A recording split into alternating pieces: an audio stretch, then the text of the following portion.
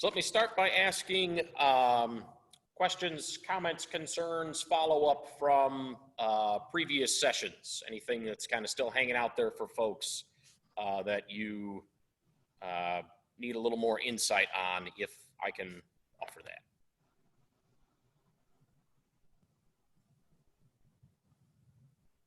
Fantastic. I love it. I will take that as a sign that I have just been extremely effective. So, tonight we are going to be talking about leaving a legacy and how we can plan to shape that legacy so it continues to reflect what's important to us. I want to start with the notion of an ethical will. You can see that as the first thing on your handout, and very often when we think of a will, we think of, well, you know, this child is going to get these possessions and I'm going to give so much to this person and so on. But an ethical will, I want to start with that because I think it can shape our approach to everything else that we do in terms of a will, a trust, an estate plan, whatever the case may be. How do we pass on our values? How do we let what mattered to us shape the way we are remembered and shape the way the things God put in our possession for a period of time are used after we're gone? If you turn to Genesis 49, we're not going to read the whole chapter, but Genesis 49, which if you have one of these Bibles, is page 40. At the end of the book of Genesis, Jacob and his entire family, his 12 sons, are all in Egypt. And Jacob called his sons and said, "Gather round that I may tell you what will happen to you in days to come." And Jacob, before he dies, talks to 11 of his sons and 2 of his grandsons and says, this is what I remember about you. This is what I see in your future. So he is kind of leaving his final thoughts on his family and his commentary on that. For Christians, verses 8 through 12 are perhaps the most interesting. What will come of Judah, who is Jesus' direct ancestor? And we spent a lot of time on that when we did our study of Genesis. But Jacob begins by sharing his thoughts on each of his sons and kind of what he's like and his recollection of them and where he sees that leading them. When we get down to verse 29, Jacob says, we see this. Then he charged them, saying to them, I am about to be gathered to my people. Bury me with my ancestors in the cave in the field of Ephron the Hittite, in the cave in the field at Machpelah near Mamre in the land of Canaan, in the field that Abraham bought from Ephron the Hittite as a burial site. There Abraham and his wife Sarah were buried. There Isaac and his wife Rebekah were buried. And there I buried Leah. The field and the cave that is in it were purchased from the Hittites. When Jacob ended his charge to his sons, he drew up his feet into the bed, breathed his last, and was gathered to his people. So, in addition to giving very specific instructions about, well, this is what I want you to do with my body, which is something you probably will want to specify to people again, and we're going to talk about that a little bit in a moment. He's also taking that opportunity to give a little bit of the family history. These are the people who are buried there. This is why they are buried there. So even this, which seems to be kind of a very no-nonsense kind of instruction, like we've got a burial plot. Don't go out and buy something. Put me there. He's also taking that as an opportunity to tell his children, it matters to me that I am with family. So there are many forms and many avenues that you can use to kind of lift up what your values are to the people who come after you. Now, if we jump many generations into the future from Jacob. If we turn to John's Gospel, to chapters 13 through 17,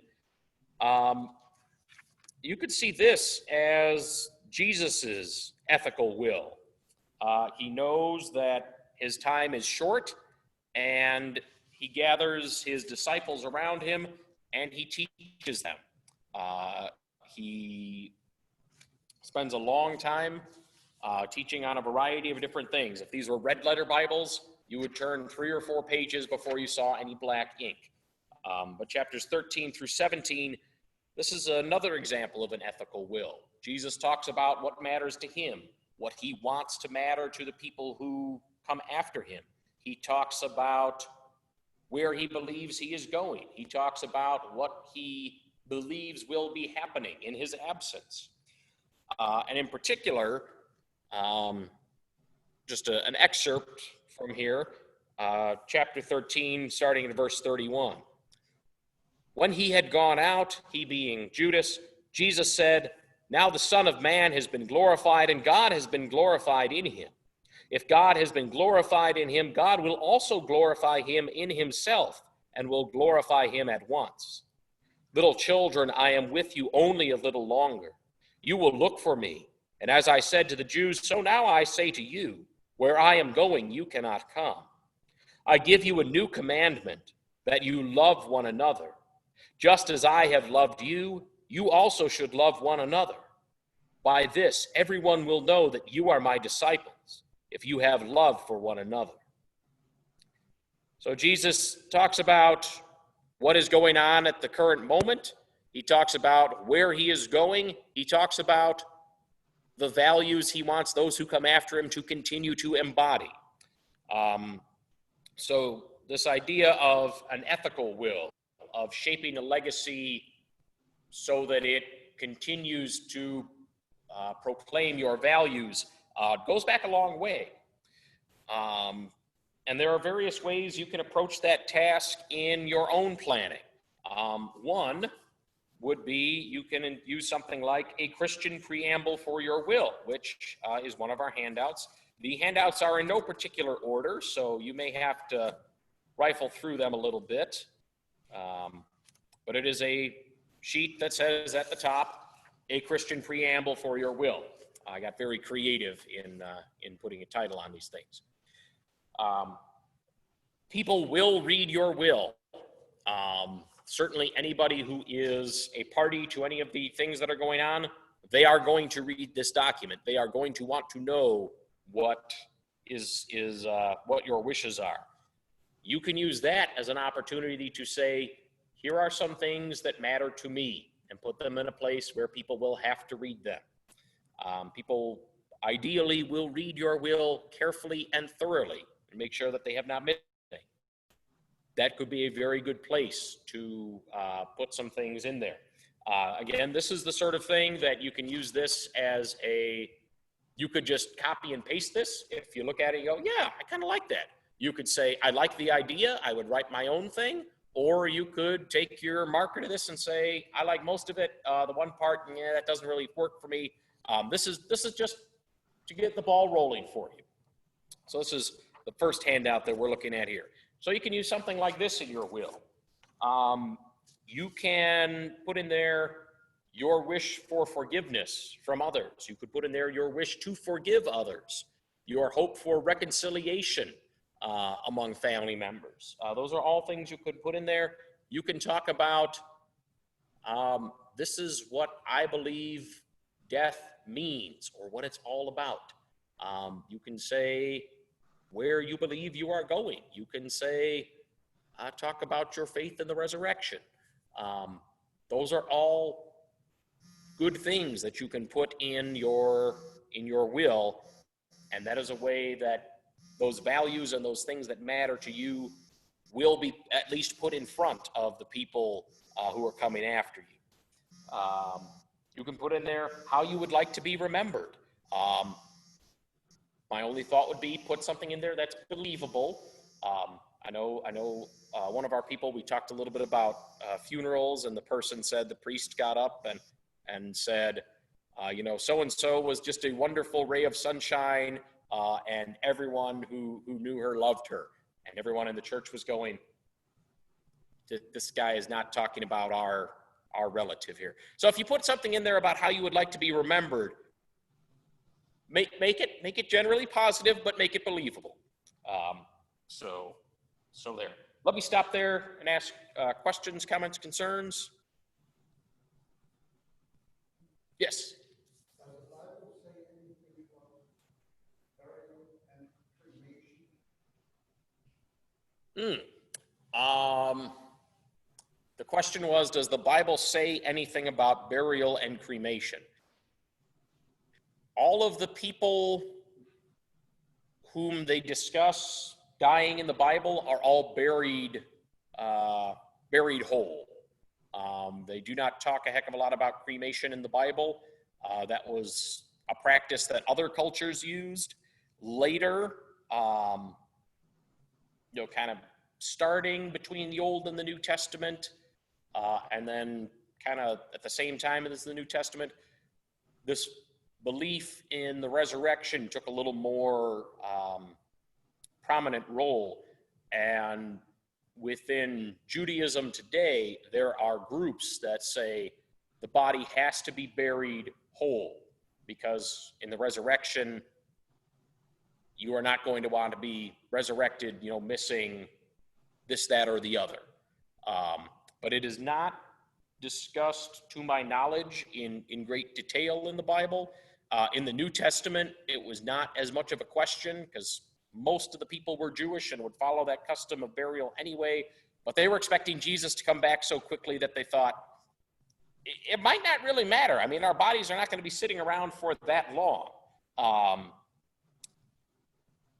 So in fact, if there are no other questions, that is actually a very good segue into our next piece, which may touch a little bit on what you're wondering about. Any other questions before we roll on?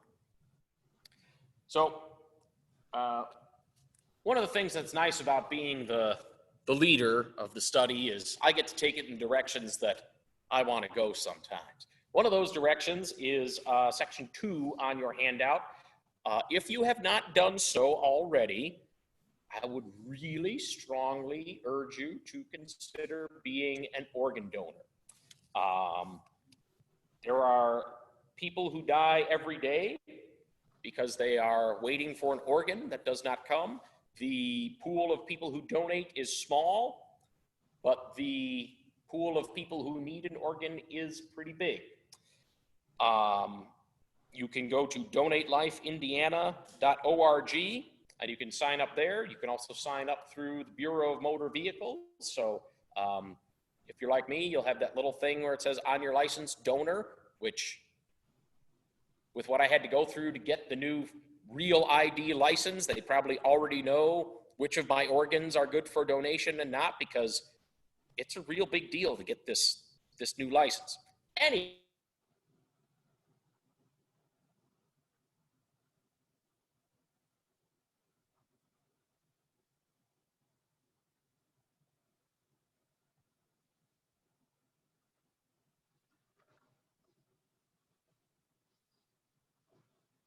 Folks may be thinking, well, gosh, I'm 85. Why on earth who would want my organs? If your 85-year-old kidney is still functional and in good shape, it is going to be a lifesaver for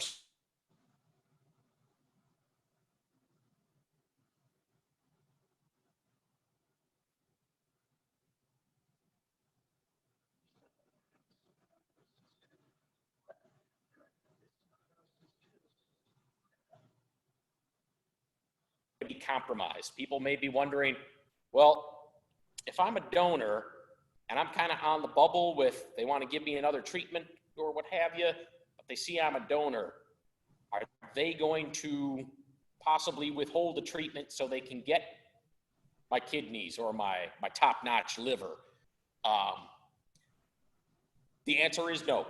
The people who take care of you in the hospital, whose job is to help you heal and keep you alive, They are a separate group of people altogether from the, I think they may call, or organ recovery people, or the harvest team, whatever euphemism you want to use. The people who take care of you and the people who come to get your organs so that they can be a blessing to someone else are a separate group of people.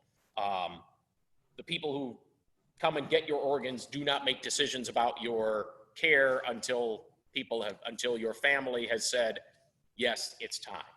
So please do not let that be something that would give you pause. Organ and tissue donation typically do not disfigure the body. They're a surgical procedure and can be done, and you can still have an open casket visitation, burial, whatever your wishes are. You can still do that after you've donated an organ. Kind of moving towards your question earlier, what does the church say about this? There is no church law or theological reason preventing Lutheran Christians from choosing to be organ donors. Lutheran theology and confessions affirm the resurrection of the body. God's promise to resurrect the dead is not compromised by organ donation. Almighty God, who created our bodies, has the capacity to resurrect them with or without the presence of specific organs. And I think that would extend as well to cremation. The theology is kind of, as I understand it, in a nutshell, well, God created us in the first place. God probably has not lost creative ability or creative power, so pretty much whatever happens to our physical bodies, which again are of value to God, are precious to God, but whatever happens to them, God can create that resurrection body. So our belief is that whatever happens to your physical body is not going to prevent you from being a part of the resurrection. And certainly if it is a question of organ donation, I have every reason to believe that God would be very pleased with that, because it is a decision that blesses someone else. A couple of things that came up this morning that I want to make sure I mention. We had a person who pointed out that when you sign up to be an organ donor, they will assess you at the time of your death as to whether your organs are good to donate.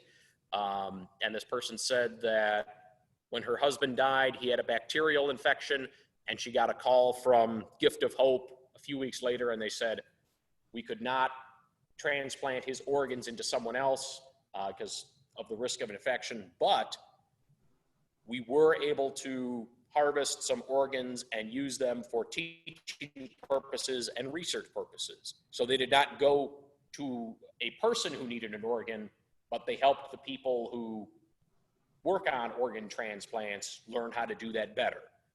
So that is an option. We did have someone who said that she has signed up to donate her body to science. So another possibility.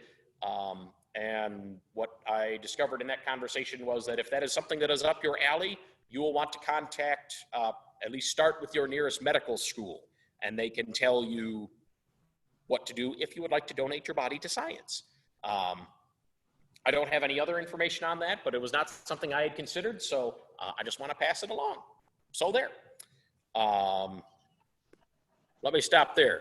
Questions, comments, concerns on organ donation?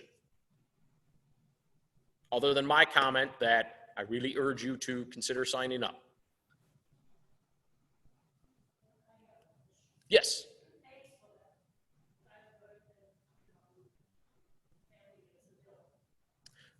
Who pays for that? To the best of my knowledge, the recipient is responsible for any costs that are incurred for organ transplant. The question was who pays for that?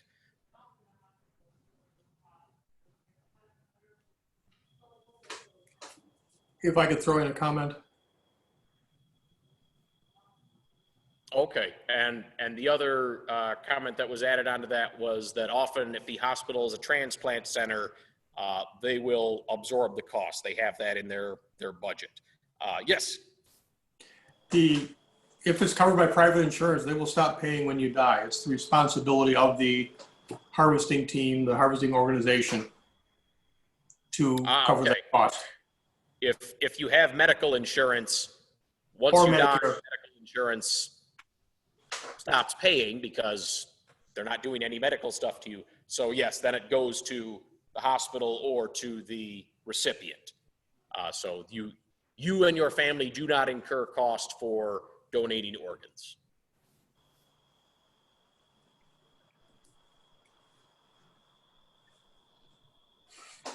So now that I've gotten that out there, so I hope everybody is thinking about that if you're not signed up already. A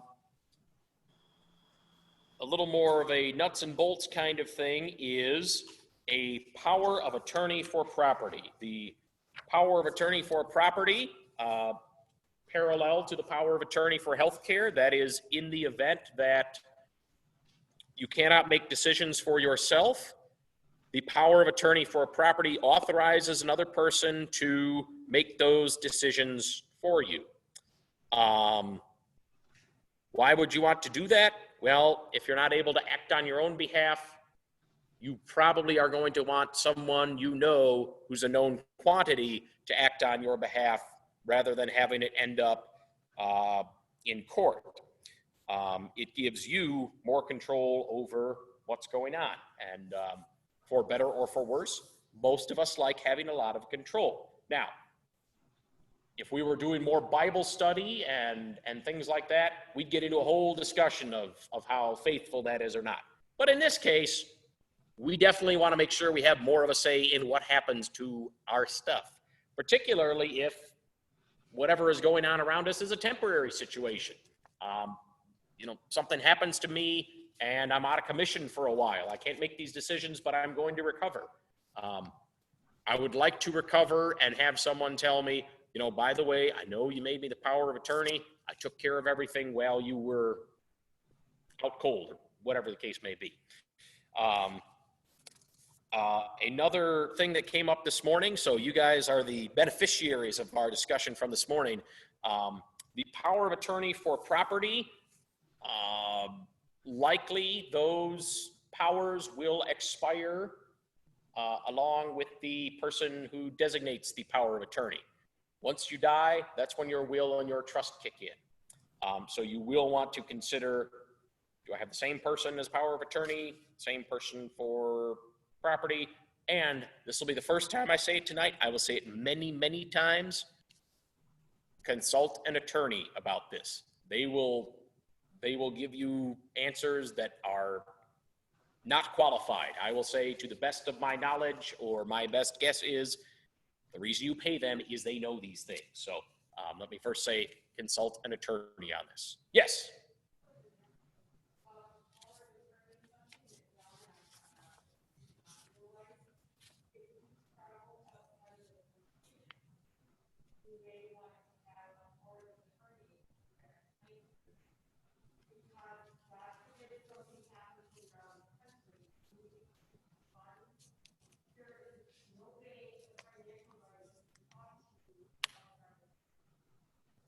Okay.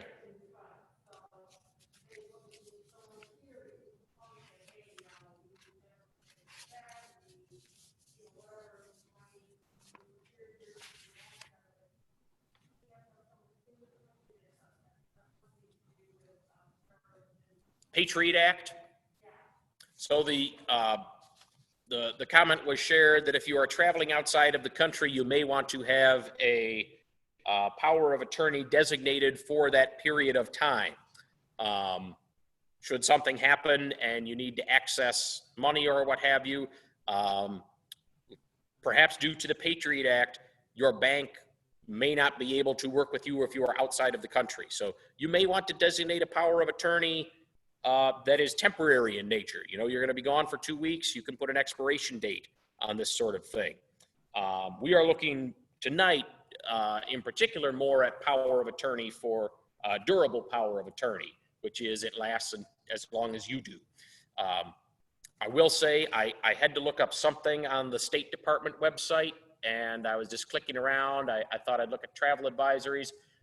They said if you plan to travel to North Korea, they actually said this, put all your affairs in order before you leave. And I was thinking, that's probably very good advice. In my opinion, the better advice is don't go to North Korea. But anyhow, so yeah, there's a variety of reasons why you may need this or you may want this.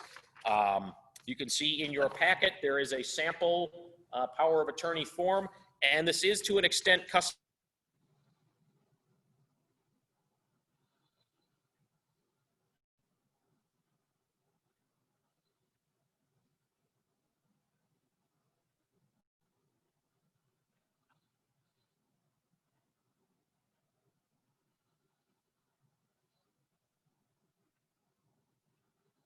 Get one of these things drawn up, you consult an attorney. In here, you will see there is another thing, and it says area estate planning attorneys. And on the advice of an attorney I consulted in putting this together, you can see at the top, this list is solely for informational purposes. An attorney's presence on this list does not constitute an endorsement by the congregation. I should also say, no one has received any compensation for names going on this list. So these are all people that folks in the congregation have worked with and have had a positive experience with. And I would urge you to at least start with this list because these folks are a known quantity.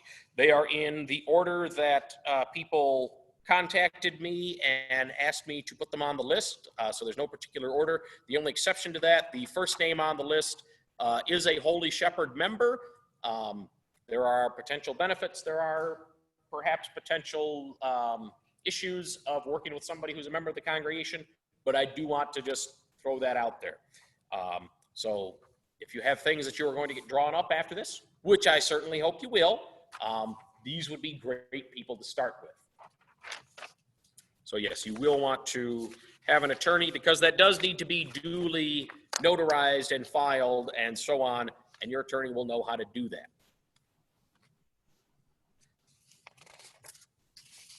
Let me pause there for a water break because I've been talking a lot and ask if there are questions, comments, concerns, other things we want to share.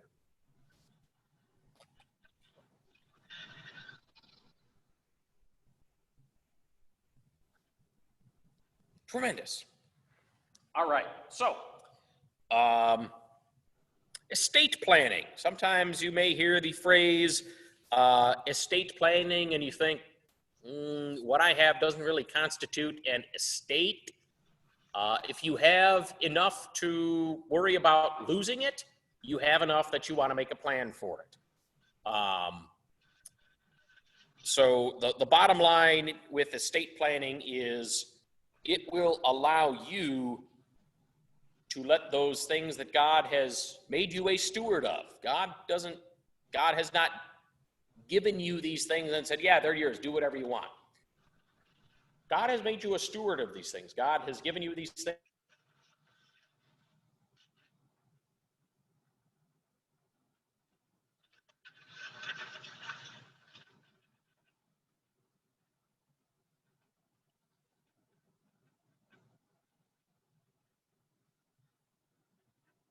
Your values. You can make a clear statement of your values to the people who come after you by saying, you know what? There is a chunk of my estate that is going to go to my church. I loved my church when I was alive. I was always active and taking part in it, and I want that to continue. The same can be said for any one of a number of organizations. I will simply highlight that you can do that for your church. And I will throw out here, the movie Gran Torino comes to mind. How many people here have seen Gran Torino? One of Clint Eastwood's finest. At the end of the movie, there's a scene where they read his character's will, to his family and to some people who through the movie have become his family. And it really does kind of spell out how his values have evolved throughout the movie. It's just a neat way to see it, you know, kind of all compacted into like a 2-hour thing. But the same is true for those of us who are real life people. That what is in our will, what is in our estate plan, can very clearly say, this is what is important to us, this is what matters to us, this is what I want to continue to support. So again, going back to that beginning section with the ethical will, even if you don't call it that, plans that you make can really share your ethics with the people around you. Now, should you, for whatever reason, if you are unable to make these plans that we have been talking about, like I said, for whatever reason, the state of Indiana, people have died here before, and the state has some provisions for what will happen. There is a very handy article, courtesy of our friends at Purdue, that is in either your packet or your electronic folder, and it is very creatively titled, Without a Will in Indiana. If you turn to the second page of that, there is actually, it's kind of a flow chart. If this, then that. And the flow chart says, unless you have specified how you want your assets dealt with, some folks from in the state of Indiana will come in and they will take this chart, they will figure out which of these things apply to you, and they will go ahead and make that happen. That may mean stuff does not go where you want it to go. That may mean that it takes a really long time for these things to happen. But as we have said before, thankfully, there are ways you can supersede this by making a plan of your own, as long as it is properly drawn up.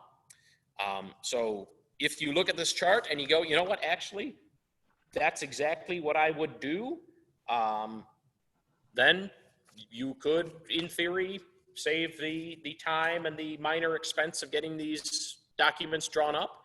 But I doubt that this is exactly what all of us would do. So please know that if you don't get your documents drawn up, this is what's going to happen. And down at the bottom, there's also some lawyer referral services and legal resources. So there's some other stuff in here that may be of value to you as well. So there. Questions, comments, concerns? Yes.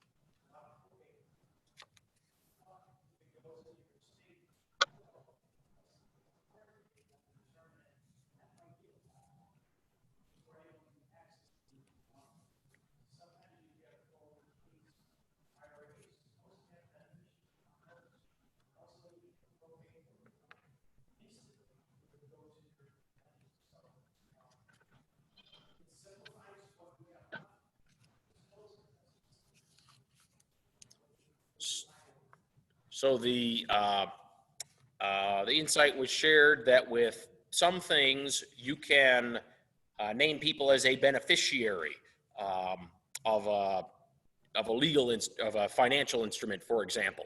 And if a person is named a beneficiary, that doesn't go into the estate. It goes directly to the person, and it doesn't end up going through probate.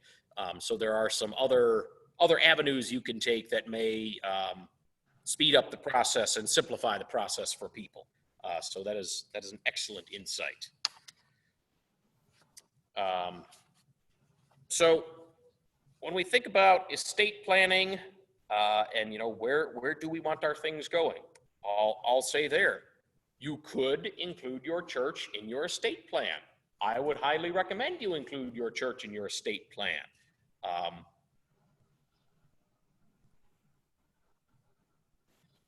Not just because I, as the pastor of the church, think that would be great, but again, it can serve as a statement of your values. If any of you have ever worked with a nonprofit of one kind or another, you may have heard this as well. Planned giving is the gold standard in nonprofit finances. That is absolutely the best way you can support a nonprofit of your choice. It helps that group continue to carry out the mission that was important to you while you were alive. And again, it helps shape your legacy. This is something that mattered.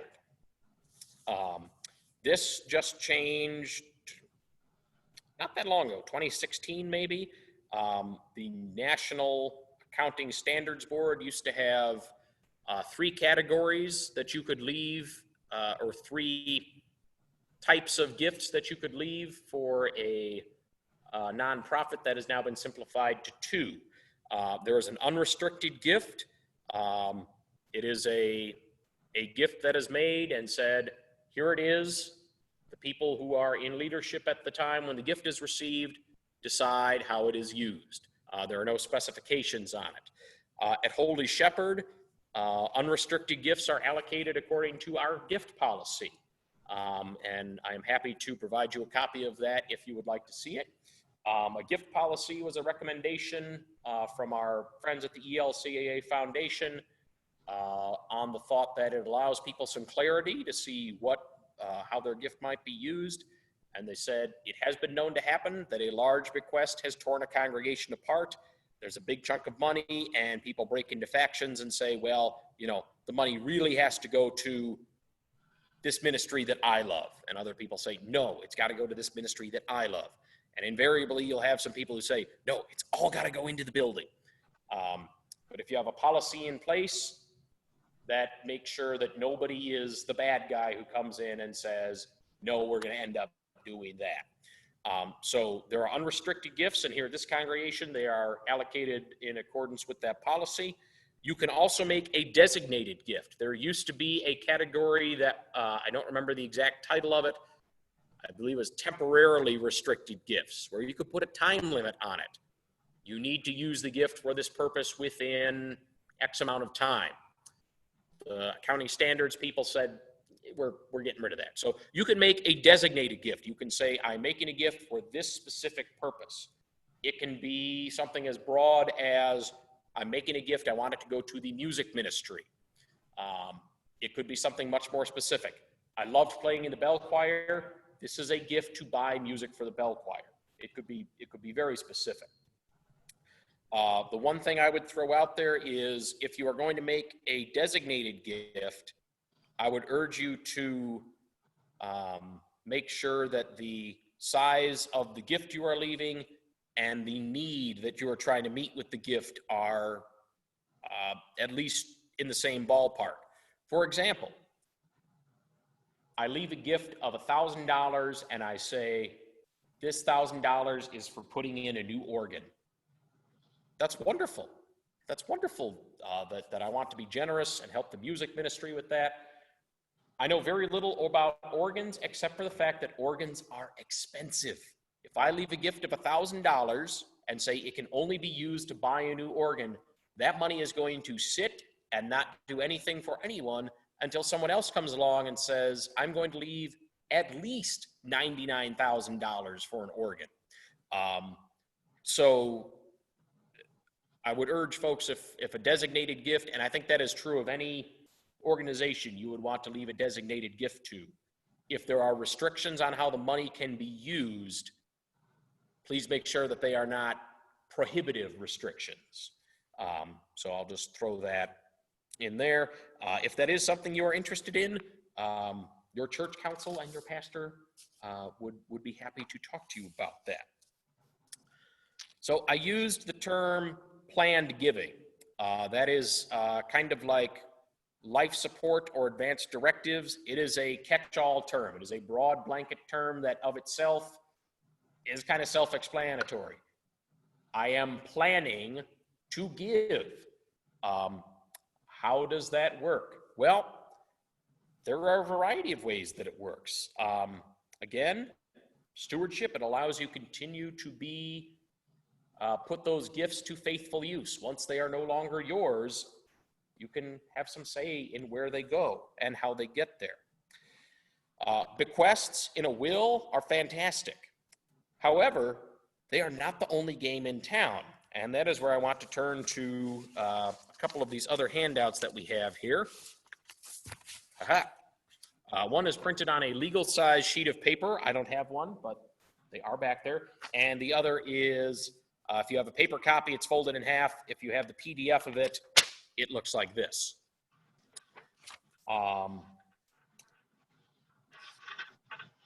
There are planned giving tools. Most, if not all of them, have advantages in terms of lessening your tax burden, either now or on your estate. You can, there are charitable gift annuities. You get a payment for the rest of your life, and when you die, the principal of that goes to the institution of your choice. Charitable remainder trusts, donor-advised funds, donor-directed agreements, named endowments, qualified charitable distributions from your IRA. When you hit, I believe it's 70 and a half. I got a long time to go before I get there, so I don't think about these things really intensively. But when you reach a specific age, the IRS says you need to start spending some of this money. If you don't need the money to live on, you can make a donation directly to, say, your church.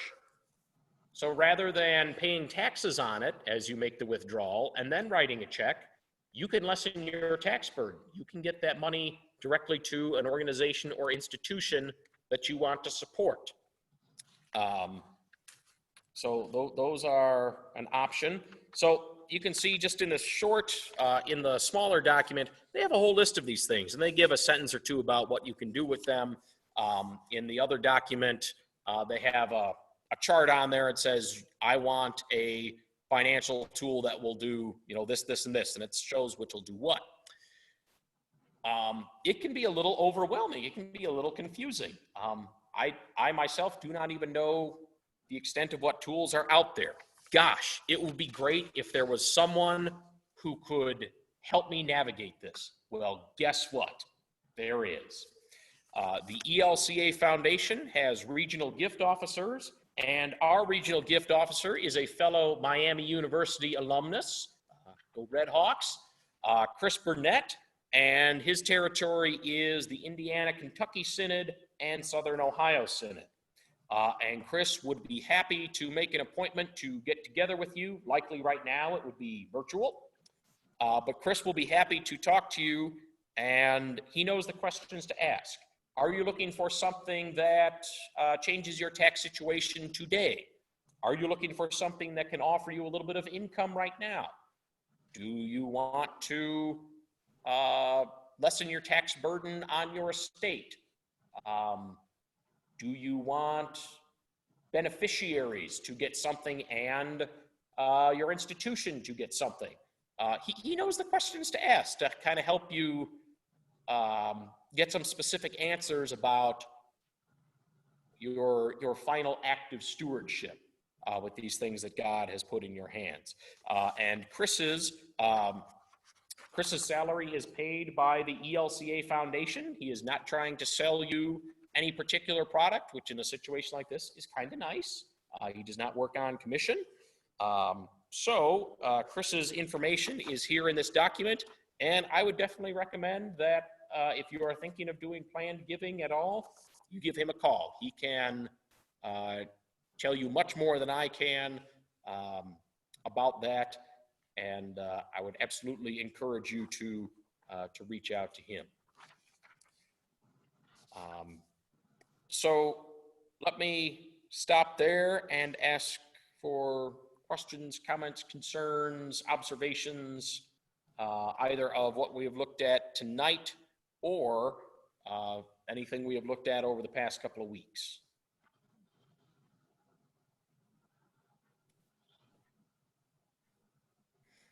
Our online folks, questions, comments, concerns?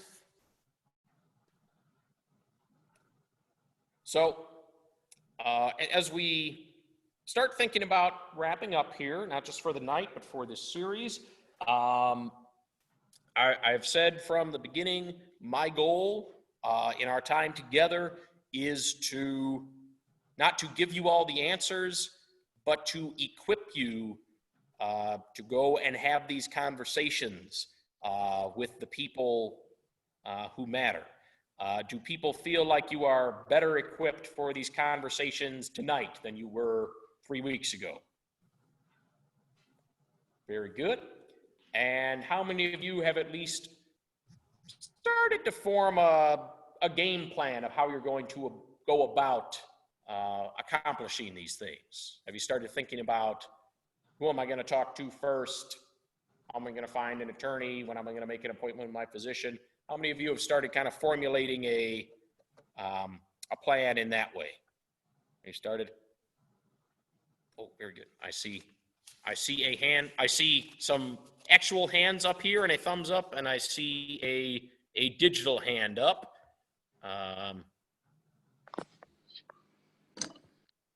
Hold on. Can we unmute Tom? There we go. Yes.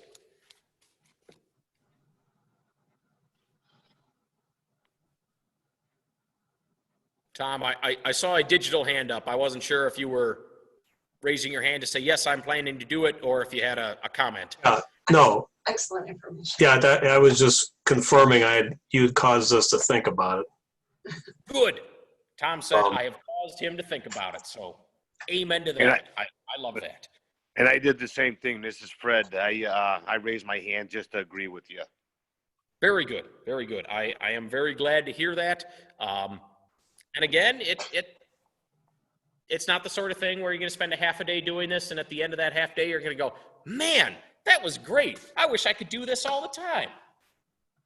But remember, this is going to be a blessing to anyone who comes after you. And please keep that in mind. So I do want to thank everybody and encourage you to go ahead and, take all this information, take it to the people you need to take it to. If you want to talk to me about any of these things, maybe some of the stuff that we started with a couple weeks ago, I might be the best qualified to talk to you about that. But if there are things I might be able to clarify with you, or if you are looking at some stuff and say, I'm thinking about this in terms of medical stuff, can we talk about what is perhaps the most ethical approach? That's a little more in my wheelhouse. If you want specific answers about, given my age and my condition, talk to your doctor about that. As a pastor, I know a surprising amount about a lot of people's insides.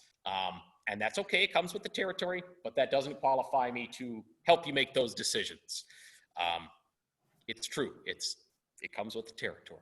So I do want to encourage everybody, what we have done here is a starting point. I want to get you moving forward on that. And if you do have questions, by all means, call, text, email, make an appointment. I will be happy to help you move further down that path. So I want to emphasize that to folks. I also want to encourage folks who are here, if you are not currently in the habit of being a part of either our Wednesday morning or our Wednesday evening adult education offerings, that is going to continue next week. We are going to start with a series on the Book of Acts. We do a lot of study of the Bible. We do some other topics in there that we mix in as well, stuff kind of from all over the place. For the person who may be out there, and I'm not thinking of anyone in particular, who may be thinking, Bible study, I don't know, it seems a little boring or bland. I can assure you the conversations are always worthwhile, always thought-provoking, and I'm not saying that because I'm that great at what I do, but because we have a dynamic group who really engages the material. I'd like to believe I set the stage for a good discussion, and then people jump in and contribute. Tom, you had something you wanted to add? Yeah, since we have a little bit of extra time, I wasn't going to add this, but going back when we were talking about cremation and resurrection and concerns about some groups about that sort of thing, the thought I had, I mean, we don't always die in one piece. For example, you get people in the military, they get direct hit by a bomb, they get blown to bits. There have been accidents in our steel mills where people have fallen into a vat of molten iron and they were basically vaporized before they hit the stuff. So, I mean, to me, that kind of argument just kind of falls flat for people that are concerned about that sort of thing for those kind of reasons. Yes. Tom's comment was that in terms of the wholeness of the body at the time of death and the resurrection, there are a lot of circumstances that may cause people to not die in one piece. As horrific as that is, that's reality. And yes, the belief is that the God who created us and gave us life has the power to do that regardless of what condition our bodies may be in. And Tom, as a regular in Bible study, this one's for you. God can do that regardless of what condition our bodies are in. So there. It's a phrase that I will use with some frequency. Yes, question, Fred. I had a similar thought that Tom had, but I was thinking of it a little different way. And the way I was thinking about it is, say you are buried in a casket and lowered in the ground, and for whatever reason you died. Say they got to find something out, and your family decides that, hey, we got to pull this out and we got to get some information, whether it be DNA or whatever. But yeah, the body's still going to be down there, but we still believe that you were resurrected. So yeah, I don't think it, for the same reason that Tom said, I think that's what I was thinking when that subject came up. Yes. Yeah. If there was something as simple as the condition of our body would disqualify us from the resurrection, that wouldn't be a really great promise to us, now would it? So yes, I agree.